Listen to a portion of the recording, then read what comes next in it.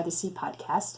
My name is Lisa, and I am Saratoga Knitting on Instagram and on Ravelry, and I welcome you to my home this morning. It's the very end of November. It's actually the day after Thanksgiving here in the United States, and I live in Marblehead, Massachusetts, which is just about 20 miles north of Boston, and it's a little harbor town, so I live right very close to the water here. I can see it from the top floor, not from the bottom, but from the top floor we can see the water a bit. I also am very lucky to live in an extremely old house. This house was originally built in 1750 as a warehouse, and it was converted in 1850 into a residence. So we feel very, very lucky to have the opportunity to live here in this house in this lovely little harbor town. So this is a knitting podcast, and today we will be doing a few things. I have a few finished objects to show you, not that many, not as many as the last time, but a few. And I certainly have some works in progress, and I thought I would talk a little bit about some podcasts that I like to watch, and then we'll have some chatter at the end. So let's get started. Yes, I have a few, but first let me tell you that I'm wearing the Brunsfield vest. This is a Fair Isle vest that is designed by Isolde Teague. And I did this a few years ago, so was my first steeking project. I had to steek the V-neck, and I had to steek the arms as well.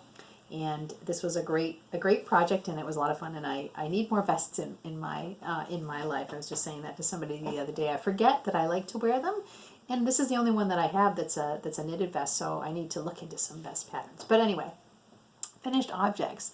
The first one that I have to show you is called the Destination Unknown shawl, and it is by Cheryl Faust. I have the information right here in front of me. This is a mosaic shawl that I completed. I started this maybe last month, and then I finally completed it. I just bound it off last night. There were over 400 stitches to bind off, so that was kind of crazy, but it is beautiful. I used 2 yarns. I used black Knit Picks palette, and then I used some beautiful purple spun right round yarn, sock yarn that I got over at Circles of Stitches in Salem. And so here it is.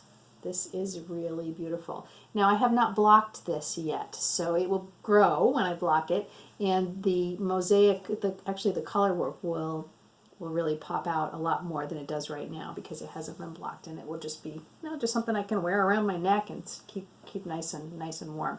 So this is beautiful. And as I said, this is mosaic knitting.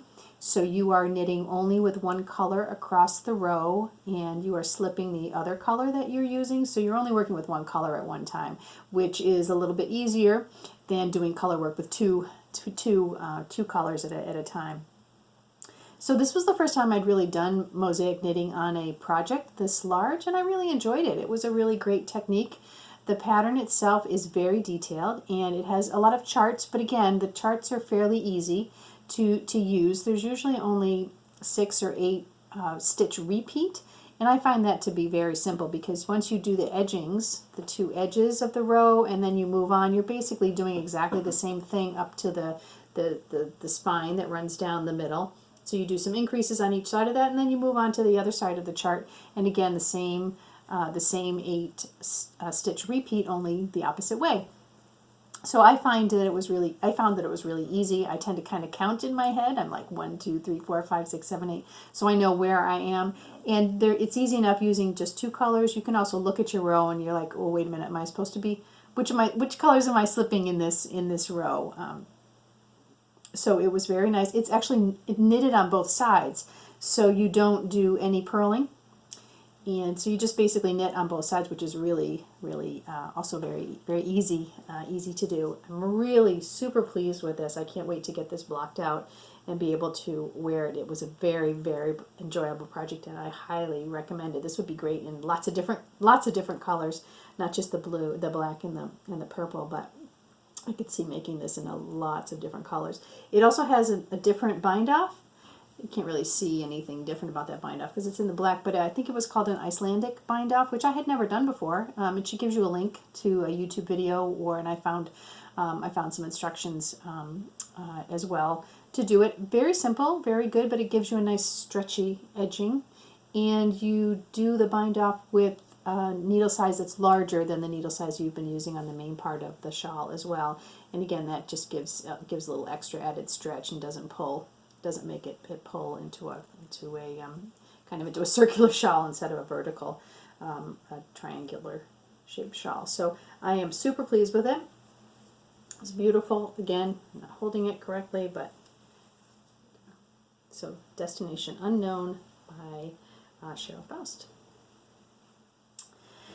My next project that I have, I did a test knit for Isabel of Fluffy Fibers, the Fluffy Fibers podcast. Isabel lives in France, and she does lots of knitting, and she does lots of sewing as well. She has a really big me-made wardrobe, which is really, really fantastic. Even though I like watching it, even though I don't sew it at all. But she put out a call for some test knitters. She did a design for a sock that is actually out now. It just came out yesterday, and it is a free sock pattern on Ravelry. She may have it in other locations as well, but it's free on Ravelry right now. And it is a pattern for DK weight, so the socks are a little larger and a little warmer. They'll be a little heavier than just your regular sock yarn. And I used some Aracunia that I had in my stash to do these, and it was just perfect. It's a charted pattern, and it has, but it's very, very simple. You just have some simple, it's just knit and pearls, and the pearls are just in a couple of different places in a couple of different rows, so that it really just gives a nice little texture to the sock. Let's see if you can see that. It's really beautiful. They're top-down sock, cuff-down sock. I don't usually knit that way. So that was how, again, I try to mix it up every now and again and force myself to do it, but they came out really beautifully. It has a heel flap and gusset, and then it goes down to a rounded toe. So it was perfectly easy. The pattern is very well written, and it was lovely. It was easy to do, and this is a really going to be a nice warm sock. Isabel did recommend blocking this sock so that the biscuit pattern kind of shows out more. I usually don't block my socks. I just kind of finish them and then use them, and they will get naturally blocked the first time that I wash them. But this pair I actually did block them so I could show them better, and so that the little pearl bumps basically come out better. So this is really great. So go grab it. It's on Ravelry now. Biscuit Socks by Fluffy Fiber. Very, very nice. I really like those, and now I can take them off and wear them with my boots because it's starting to get a little bit cold here. So the third project I have is kind of a multi-tiered project. Obviously with COVID, Christmas is a little bit different everywhere in the world. It will be everywhere in the world this year. So we probably aren't going to be spending a whole lot of time with family on Christmas Day, Christmas Eve, and Christmas Day. We usually spend Christmas Eve at home, and then we will go over to my in-laws for opening presents and Christmas dinner. And I don't think we're going to do that this year, just because it's just too crazy and just not safe. So what we all decided was that we wouldn't do any Christmas gifts, but my in-laws are pretty knit-worthy, so I decided to do some anyway. And if you remember, a few weeks back, maybe 2 months ago now, I took part in Patricia Knitography's Selbu mitten course. She's doing a Selbu sock course right now, but I took the Selbu mitten course because I had never successfully really done a colorwork fingering weight sock, and I really wanted to conquer that, and I did. And if you remember, I used some beautiful yarn from Janie at Starcroft. Really beautiful place-based yarn, of course. And these are the mittens. They came out really perfectly. I would definitely do this again. Probably not right away, but really, they came out beautifully. So I have two, and then I had enough yarn left over because I had 2 skeins of each of those. So what I decided to do, sorry about that, we're having our new storm windows installed today, so we have a couple of work guys out here that started making noise right outside my bedroom, so I had to stop for a minute. But anyway, so to get back to it, I made these beautiful mittens, and I'm going to gift them to my mother-in-law. She likes to go out and do cross-country skiing in the wintertime when there's snow, and so I think these will be perfect for her. She will love them, and they're her colors too. So to go along with that, I thought I would make a hat, and I saw on the Rose Hip Island podcast, Hannah was knitting some little tops and some hats, and she said that they were the Knit Fits the Whole Fam hat, and it's by Cozy Up Knits, and so it's a free pattern on Ravelry, and so I looked it up, and you hold three strands of fingering weight together, and it makes this beautiful stretchy hat, and it literally fits the whole family because it could fit a little kid right up to an adult, and so it's really beautiful. So I basically used exactly the same yarn that I used here, and I also added in one strand of lace weight merino, so it makes it nice and soft. So you can wear it this way, and it'll be a little slouchy. You can roll the brim up and wear it that way. So, however, but I thought that would be a nice combination gift and for her. So I did that one, and then I continued on because I had already knit some really cool mitts for my sister-in-law. And these, I haven't had them out for a while. Let me find out what the name of, yes. They're called the Tiara Fingerless Mitts, and they're by Rachel C. on Ravelry. And again, also a free pattern. So I've got all the free patterns here today on Ravelry. But these are really cool. And this is some beautiful yarn. I forget who made it, but I purchased it at Marblehead Knits right around the corner here. And I did this last year. I've had these for a while, but look at these. Aren't these cool? And they are sparkly. There's a little sparkle in there. Yeah, there it is. Oh, the cat's playing with a bottle cap, so you might hear that a little bit as well. Yeah, so they're sparkly, but they're really cool, and they look super tiny, don't they? They're like, oh my gosh, how would you ever fit these? But because it's a rib pattern, it's super stretchy and super cool. So these are them. They had these really beautiful traveling cables across the back here, and it's just a simple rib with a thumb. And I love them. There's this yarn, again, I forget what it was, but it was super soft and super comfortable, and it's really beautiful. And there's just with the sparkles, it's got a little bit of bling, and my sister-in-law would like a little bit of bling, I am sure. So what I did, I had some yarn left over from this, so I did the same thing. I made her a hat out of it as well. Nice and stretchy, beautiful. I just used some, I must have had another gray yarn, and I have some white with speckles in it, that again just in my fingering weight kind of stash leftover yarn bag, and so I did it. And again, it's super nice and stretchy. She can wear it slouchy or roll up the brim. So that's two. And then I also made a third one, and this one will be for my brother-in-law or my father-in-law. I haven't decided which yet. I'll just whatever package it ends up in. But again, here's another one, and I had some leftover beautiful brown yarn and some white yarn and something else I pulled in there as well. But 3 fingering weights held together, and again, nice and stretchy, perfect for the whole family, as the pattern said. And so that will probably be for my brother-in-law. And then I have one other that's on the go that's downstairs, and that will be the one for my father-in-law. So I'm all good with that. So I'm pretty excited about that. These hats are really convenient. It's a great way to use up your some leftover yarns, because you have to use 3 strands together, so it was perfect for that. But I'm really happy, so I really like those. I'm glad to have that done. Then what else did I do? Oh, I did some spinning as well. So I have some final a little bit of noise. I had to stop there for a minute. So, and the last thing I just wanted to show you is that I have done some spinning. I have gotten back to my spinning wheel. This is some beautiful yarn, was fiber from Hip Strings on Etsy, and I've had this for a while, and I finally finished it up.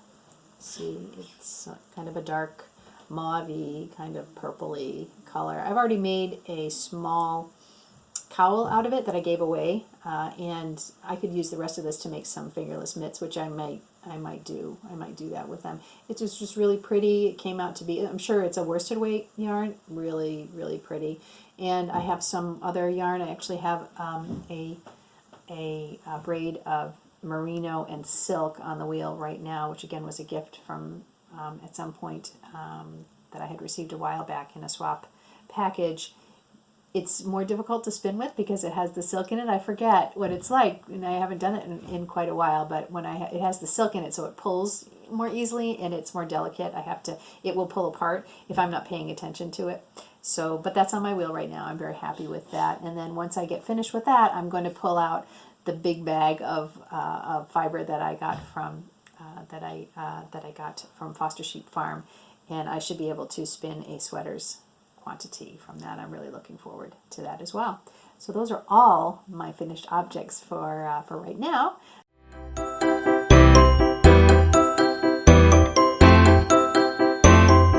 Progress. All right.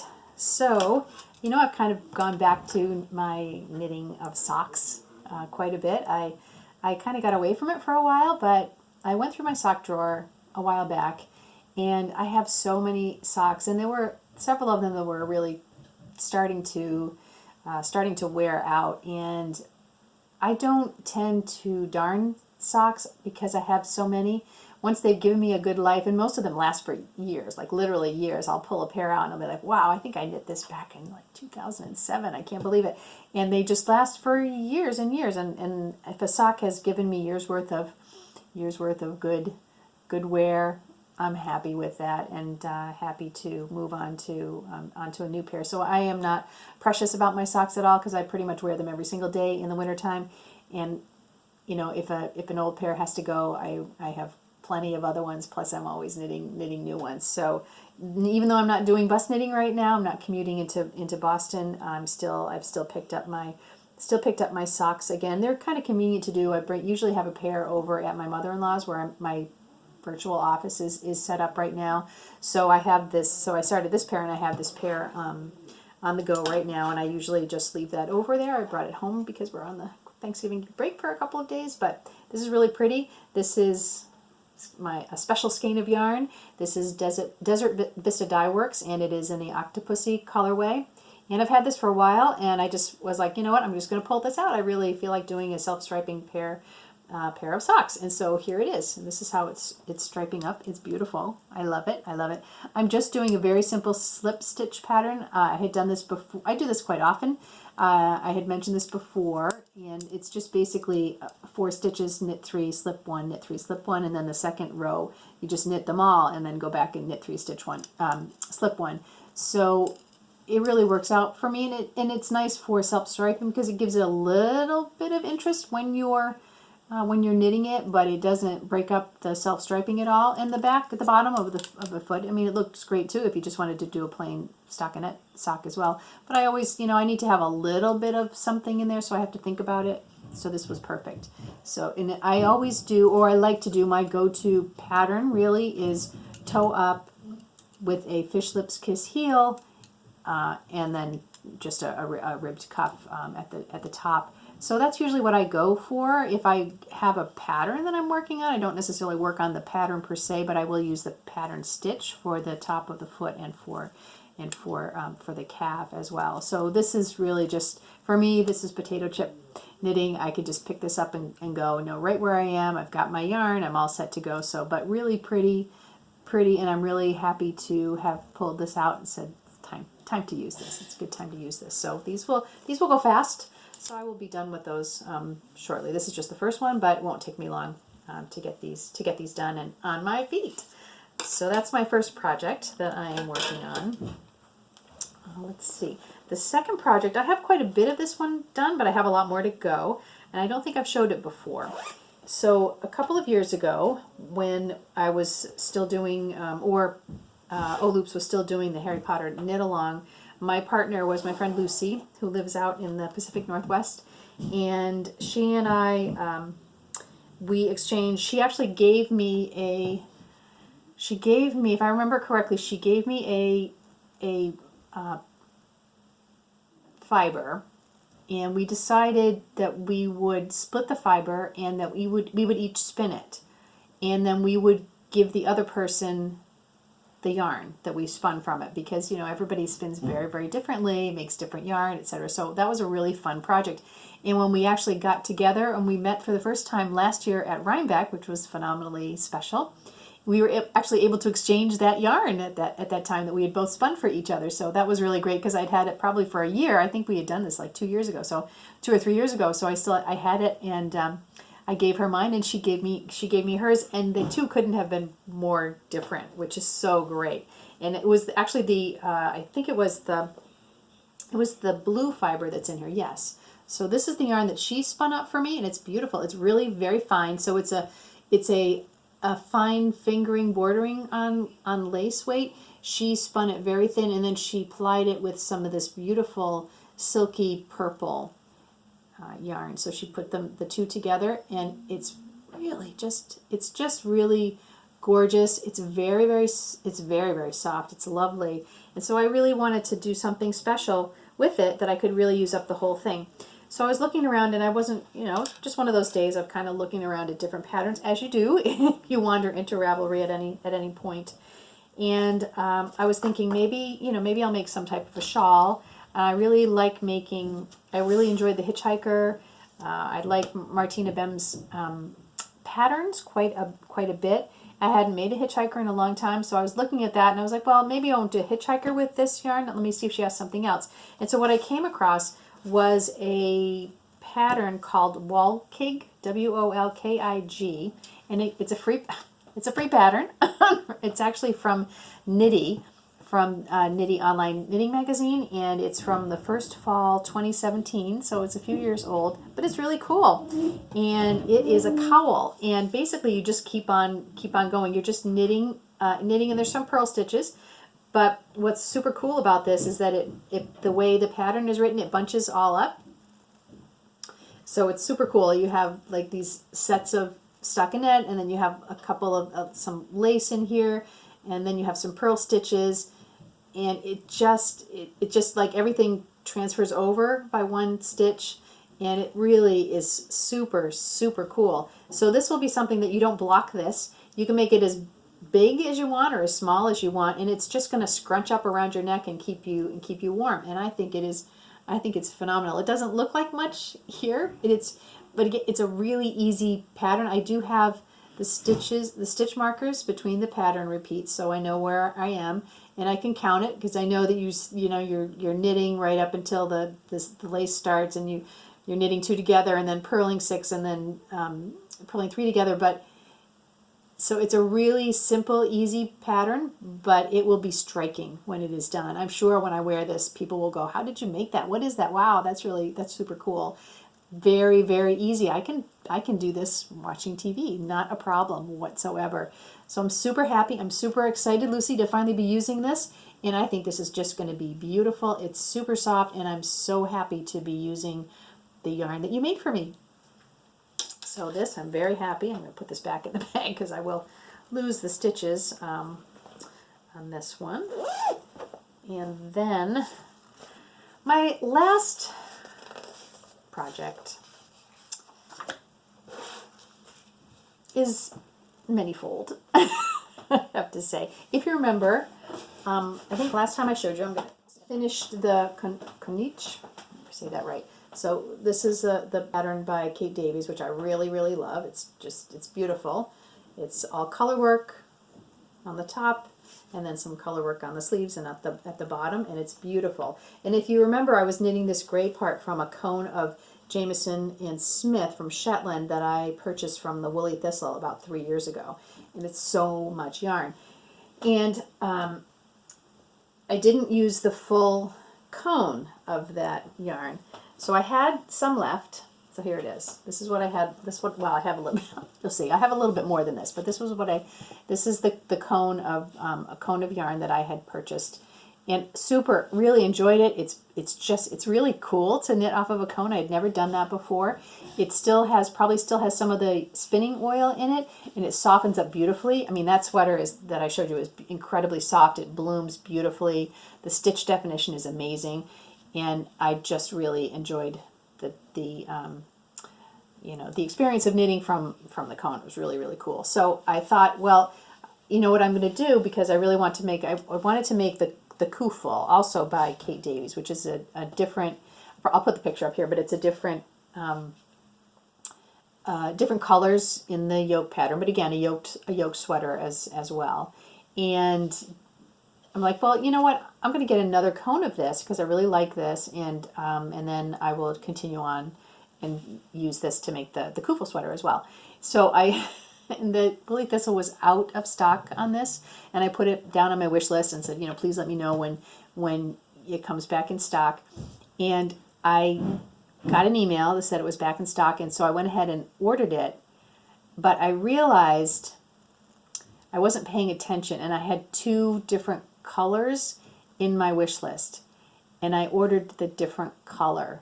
And I tried to send an email, but I was in the parking lot waiting for my husband to be finished with his eye exam, and I was using my iPad, and I thought I had sent them a note to say, hey, I ordered color 200 and I really wanted to order color 500. I forget what they are, but I thought it went through. And so, but then the yarn, the cone showed up this week, and I realized that and when I went onto something else, I think I went onto my actual computer and looked at my email, and they were still, the email was still sitting in my outbox ready to go, so I hadn't actually sent it. So I was like, oh boy. So I'm like, I think I'm going to get a different cone of yarn. But all is not lost. It's an experience, as you always know. It's just knitting. So what I had done is I had already gone, being overconfident, I had already gone and started this sweater using what was left, knowing I wasn't going to get that far. And I had done the collar work on the bottom, and I had gotten a little bit far, not very far on it at all. And so I was just waiting to get this, and as it was dawning on me that I was going to have a different color when it came, and it did come, and it's a little bit of a different color. I love it. I totally love it, but it's a little bit of a different color. And I actually had some reservations about what I had done, because the kufu pattern says to start the bottom of it with a needle that's less than the gauge that you want. And I had a suspicion when I started this that the needle size I used was too small. And it's one of those things where you start a project and you're like, something's niggling in the back of your head going, it's probably not going to be right. It's probably not going to be right. Maybe I can block it out. Maybe I can block it out. And it's actually a good thing that this happened, because when the new cone came, and I'll show you the difference. When the new cone came, I was like, well, you know what? I'll just use this as a learning experience. I'm going to take this off of the needles, and I will start fresh. And I also had a suspicion that it was probably, I had cast on too many the larger size, and I probably shouldn't have. And so what I basically did was just put this on scrap yarn, and took it off, put it on scrap yarn, held it up to the other sweater to make sure, and for sure I definitely needed to go back down about 10 stitches, so 5 on each, 10 on each side, so 20 stitches down. And when I looked at the pattern, yep, the next size lower was exactly 20 stitches smaller, so I had to adjust my my numbers on this pattern. And also, when I took it off, I realized that, if you can see it, that the bottom is pulling in too much. So it's making these scrunchy wrinkles here in the stockinette, and I'm not happy with that. I probably could have blocked it aggressively out, but I just think I used too small of a needle size. And then when I was looking back at my notes for the other sweater that I had done, I just started with the needle that I got gauge on and kept on going. So that's what I'm going to do with this. I'm going to take this as a learning experience. I'm going to rip out this yarn, so I still have it. And I only did this little bit at the bottom with the color work, so I have plenty of yarn to do that. And I am going to start afresh. I may start afresh this afternoon. I may start afresh tomorrow. Depends on my energy level to cast on over 200 stitches. But I'm going to show you the difference. And again, this is how much. This is an incredible amount of yarn, but you can see the difference in the color. And I love this. This is like a more of a light oatmeal-y color, and I think it will actually pair better with these bright colors too. So it's perfectly fine, and I'm going to have plenty to do much with. Yeah, so I could, if I finish this sweater, I probably will have enough of this and this. I could stripe something together. Who knows? But I will have enough. And again, this is like the 2 years worth of yarn purchase. It lasts. It lasts. It just keeps on going. It lasts forever. So all is not lost, and it is always a, as I say, it's just knitting. It's always a learning experience, and I often find that I have to start a big project like this twice, and I almost every single time I'm like, nope, I know exactly what I'm doing. I'm diving right in. I'm gonna get it. It's gonna be perfect. And something happens where I'm like, I don't know. So this was my I don't know moment on this one, and I was right to feel that way. I would not have been happy with this. It always would have been rolling, and I just would not have been happy with it at all. So so this is gonna go by the wayside. Be a learning experience. I'm going to recapture the yarn, and we will go from there, and I will restart this project. And it's gorgeous. I can't wait. I love the other sweater, and this sweater, let me grab it again here. I don't know if you remember, but this sweater is actually the pattern is actually written to be a cardigan, and I wasn't really thrilled about doing a cardigan. I don't really wear a lot of cardigans. I don't even know if I have any cardigan at all, to tell you the truth. And I really just like just pulling on a sweater and wearing it in these beautiful colors. And so I just modified this to do that. So yeah, and so you can see on the bottom here that there's no pulling in on any of this, and I just started with it and just went up, and it's beautiful. I don't need it to pull in at all. I just need it to just drape nicely and straight, and that's exactly what's going to happen when I just use the needle that I got gauge with, which is the same needle that I used on this. And yeah, I can't wait to get it going. This will be my January project, I think, but I'm really happy. And then I also bought some yarn. I have it coming, and it is for another yoke sweater by Jennifer Steingass. I can't remember what it was. I can't remember the name of it, but I'll show you the next time, because I'm sure that I'll get that yarn and I'll want to get that started too. That will be a quicker sweater because it's knit and worsted weight yarn, or I'll be going to be knitting it in worsted weight yarn, whereas this is fingering weight. It will take a while, but it'll be beautiful, but it will take a little bit longer than the other. So I will actually have 2 sweaters on the go probably the next time I talk to you. But that was my tale of woe for this one, but it's perfectly fine. I'm really happy with this color. Again, this is Jamieson and Smith. It is from Shetland. It is gorgeous, and yeah, I'm really happy. I just looking at this makes me happy. My poor husband is like, what is that? I'm like, it's just a cone of yarn, hun. He's like, okay, but it's just fun. It's just fun to knit with. So if you ever have the chance, I recommend it. It's a lot of fun. So I think those are all of my works in progress for right now. So give you some recommendations for a few podcasts, and they may be podcasts that you haven't heard of before, and I find them really interesting to watch, and I thought maybe you would as well, especially during this time when we need some things to do. So the first one is called Barkland Croft, and it is Rachel, and Rachel lives on the island of Fair Isle, and she lives there. She runs a croft. She does lots of different things. She does knitting. She takes care of all of her sheep. She shows you all kinds of interesting things about Fair Isle, the island. She takes walks around, and she takes the camera along just so you get a sense of what it's actually like on a day-to-day basis on the island of Fair Isle. So it is it's really fun, and I highly recommend it. The second one is by Kat Chapman, and she lives in London, and she is a graphic artist. And she actually has a couple of graphic novels that she's published. She does lots of illustrating, and she does knitting, and she does a lot of cooking as well. She's starting to do some cooking as well now, which is really kind of fun. So she is very, very relaxing to listen to. She's very laid back. She lives in a building where she has lots of plants, kind of like a garden up on the top of her building. She does a lot of time-lapse photography. So she'll take a bus in London and she'll film it. And so she'll just do a time-lapse to music, or she'll do a time-lapse with clouds going over the top of her building, plus doing all the other things that she does. Her podcast episodes are fairly short. They're not really long, so it's not a big a big amount of time that you'd have to spend watching them. But I really like her a lot, and she's really interesting. So give her a try.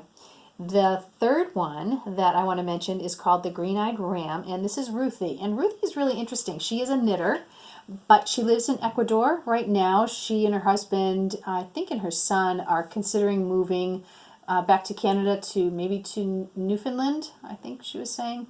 I can't remember offhand. But anyway, Ruthie lives on a farm in Ecuador, and so she has animals, and she grows lots of vegetables, and they're also building a new house on the property that they're on right now, but they're using all of the rocks around there. They are harvesting the trees around to use the wood for the house, and she's just great. She knits a lot of sweaters and big projects, and she just puts it right out on the table there, what problems she has with them, or all her thoughts about knitting and really farming on a small farm in Ecuador. So it's really very, very interesting. She's just really great.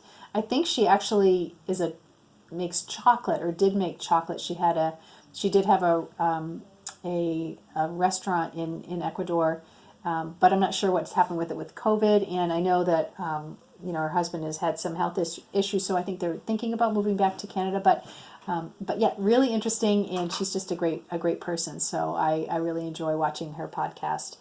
And then the last one that I wanted to mention is Wool and Forest, and this is Daki, and she lives out in the Pacific Northwest. I believe she lives in a large, basically one-room cabin, I think she was saying, but she just loves nature. She pulls in all kinds of wonderful things from her environment. It's where she lives. It's almost deep in a forest, and it is just beautiful. She shows lots of the weather there. She has an Instagram feed as well. Lots of weather. She forages a lot of things to cook with, and they just look fantastic. She has two little girls and a new baby, and her husband, actually, I think he didn't live in this country, but they've been married for a few years, so he's been visiting back and forth, but I think he's back for good now, so I think he's actually able to come to this country and live now, so that's pretty exciting for her. She does a lot of spinning, and she just talks very gently about life and philosophy, and just living our best lives, certainly right now, that we can. So I find her very relaxing to listen to, and very enjoyable. So I'll have links to these down below this video, so check them out and let me know what you think. Now let's move on to some chatter.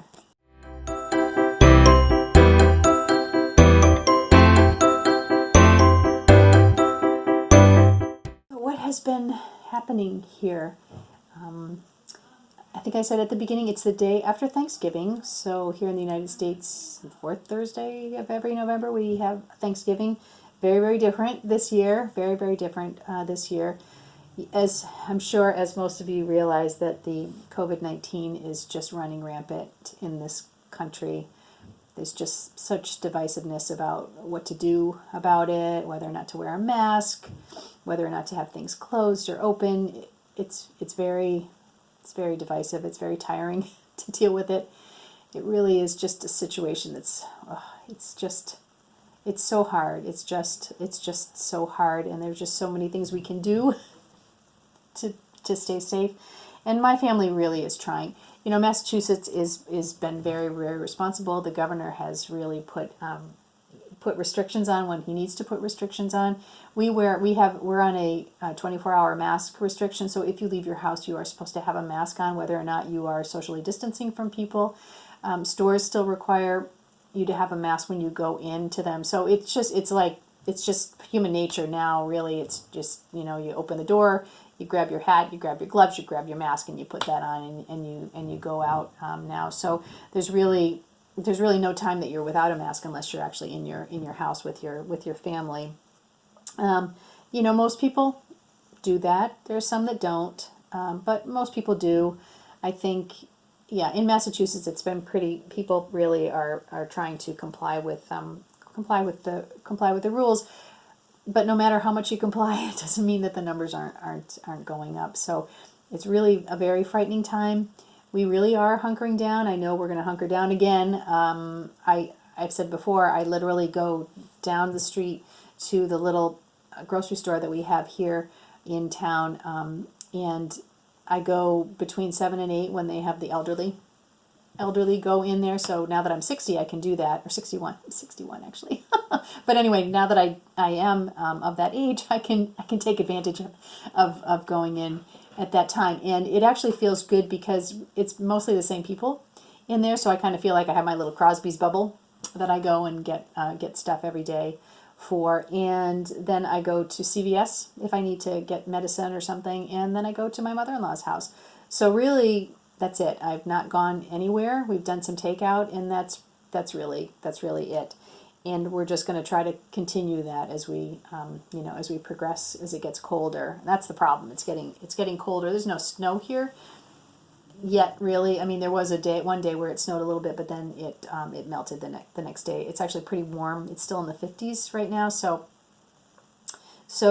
that's nice. It's not a hardship to go outside or drive, but we still really need to be safe until everybody is vaccinated, which is going to be a while yet. But that being said, we had a lovely Thanksgiving. We shared our turkey and accoutrements that went with it. So we cooked the turkey, and we did my dad's turkey stuffing dressing recipe, which I do every year.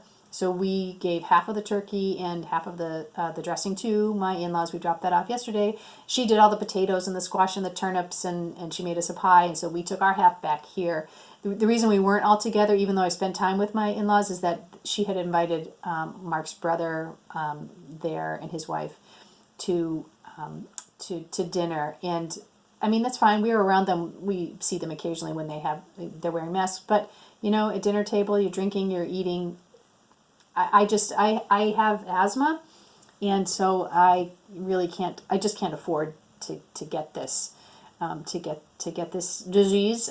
So we just thought it was better to just stay apart for the meal, and it worked out fine. That was perfectly fine. It was lovely. We spent the day cooking, and then we watched Miracle on 34th Street in the afternoon, which is also a tradition in this country. You watch the Macy's Day Parade, which we don't usually watch that, but and we didn't yesterday. But it's the Macy's Day Parade, and then either the movie Miracle on 34th Street, the original back from whenever it was, 1947, and or the Westminster Dog Kennel Club. So and sometimes we'll watch that, but yesterday we watched Miracle on 34th Street, so it was really fun. It's a movie about the Macy's Day Parade, so it's super fun. So we did that. So that was really, really very nice. And now today's Friday. I have Friday, Saturday, and Sunday still off, and then I have to go back to work on Monday. Work is the same. It is a little bit stressful right now because the admissions office is trying to kind of a new thing. They're admitting students a little bit earlier this year, so they're trying to get several hundred admits ready before the end of December. And what they want to do this year is to have those admits accompanied a day or two afterwards by their financial aid award letters. Now, usually what happens is that the admits will go out starting in January, February, March, and we will actually have until March to do the financial aid award letters. So this is doing them 2 months early. And there's a lot of components that go into that because the FAFSA only came online on October 1st, so we have to input that information, and we have to make all the awarding changes that are going to be different from last year to this upcoming year in our system. So there's a lot, and then we have to test it all. So we literally we will have about 3 weeks from Monday to finish this project and get that out. So it's a little bit stressful. But again, I'm not commuting, so I'm just over at my mother-in-law's house, so I can just have 5 minutes to come home again. But and also I found out on Friday that one of the people in our office is leaving to take another job, so that's going to put a little bit of a stressor on us as well. I think we will be fine, but as many institutions, we have a hiring freeze right now, so I'm not sure how things are going to work, how we're going to kind of move around her responsibilities. So that's something that's kind of coming up, and it feels a little bit stressful, but it's okay. We'll get through it. We'll get through it. As I had said, we are finally getting our storm windows. That this project has gone on for so long, so long. Yeah, so long. I mean, the contractor, he's a great guy, but he moved to Vermont right before the shutdown back in March, so it's been kind of a struggle to get him to come back and put in the new windows that we had ordered, and then the new storm windows that we have ordered for the entire house. So we actually ended up having to get somebody else to do that. So they're here doing that. They're here doing that today, which will be good because even though it's warm today, it has been getting cold, and it will get cold. And this house is very old, and there's basically, I have no idea what's in the walls, but it's not good insulation whatsoever. And we've insulated the basement underneath our house. It's not even a basement really. It's more than a crawl space, but it's not a basement, and it's dirt floor, and it's mostly the rocks that the foundation sits on. There's room, for the furnace and all that down there, but there's not a lot of room to move around, and there was no insulation whatsoever. So we had that foam insulation that they blow in and that solidifies. We had that done on the top, the ceiling of the basement space. We had that done 2 years ago, but the windows, most of the windows, well, all the windows are very old. We've had a couple of them replaced, the ones that were the worst, but the rest of the windows in the house are pretty old as well, and they are very, very leaky. And the storm windows that were on there were really very old as well, and didn't work. Some of them we couldn't even get up and down. So we have had those removed, and we're having the new ones put on today. So that actually will be nice because I think it will make the house warmer than it has been.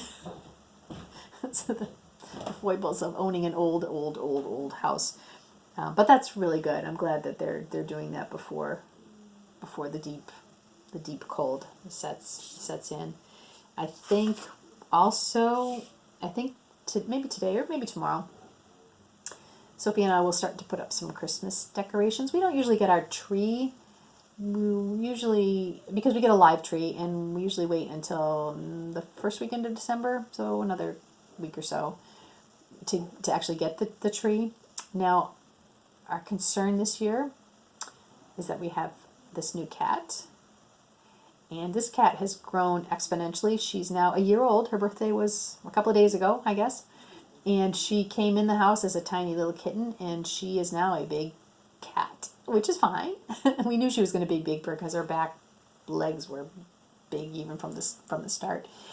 And she likes to climb on things, and I don't think she realizes how heavy she is. She's not that heavy, but a big enough cat can do enough damage. So I'm not quite sure how we're going to keep her from the tree this year. She will want to investigate that.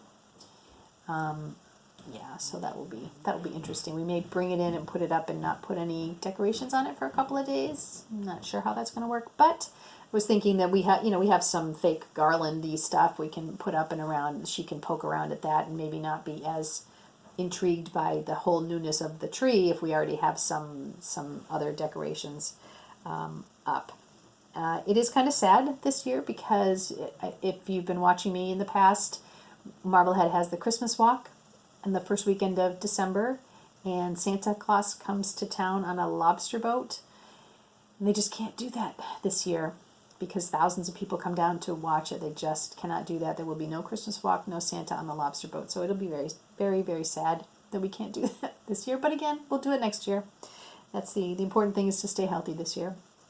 But I am doing the little Christmas ornament swap.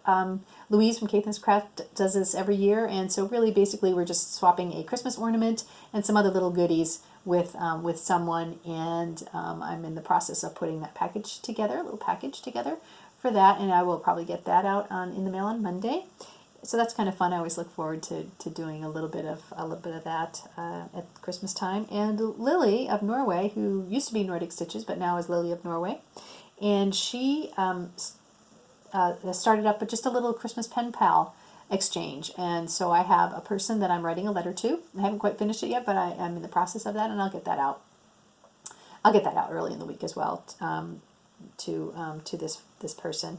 So that's really fun. It's someone we don't know. It's kind of a Secret Santa letter. So we're just kind of going to be talking about knitting and talking about ourselves and where we live. So that will be kind of fun.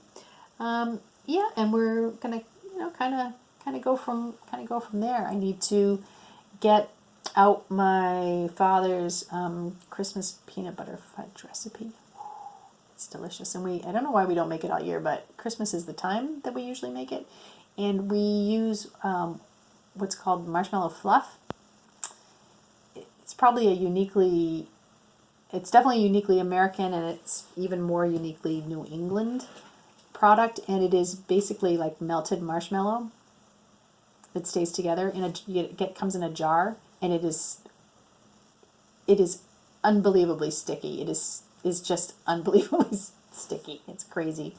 But you use the jar, you use a jar of that and peanut butter and sugar and butter and and butterscotch morsels as well. Whew, so delicious. So delicious. Yeah, so delicious. So that's a recipe that's got to come out. I need to revisit some of the Bakery Bears recipes too, from that Kay has done over the different seasons. There was a gingerbread cake that we loved. Then there was a kind of a boiled cake that you make in the double boiler that was really quite delicious as well. I think I have to get some golden syrup for that though. I don't think Crosby's has any, so I might have to order some from Amazon. Just the difficulties we have. But yeah, so I'm looking forward to doing that, and it's Vlogmas time soon too, so I'm really looking forward to that. I love watching the Bakery Bears Advent calendar every day, and I think Lily of Norway is doing a Vlogmas again. She didn't think she was going to, but she's going to do one. I think Ina Knits does one, and I don't know. There's just lots of people that try to do that. That is not something I would ever be able to do. I could never record every day and actually upload it. I just wouldn't have the time. I wouldn't have the time to do it with the way my work schedule is right now. But I really enjoy watching them. I enjoy watching them. And then the other thing we have to do is get out our list of Christmas shows that we need to watch. We have several movies that we like to watch every year, and there are always a few new ones that pop up, and we'll watch them and then make a decision as to whether they're going to make the list or not. So that will be fun to do too. We'll start that once December gets here. Yeah, so I think that's all that's happening right now. I hope everyone continues to wear their masks and stay safe. And let's get through this together and get that vaccine when they finally become available. And next year will be a new year and a happier year for all of us, I am sure. All right. So that's it for me. And remember, it's just knitting.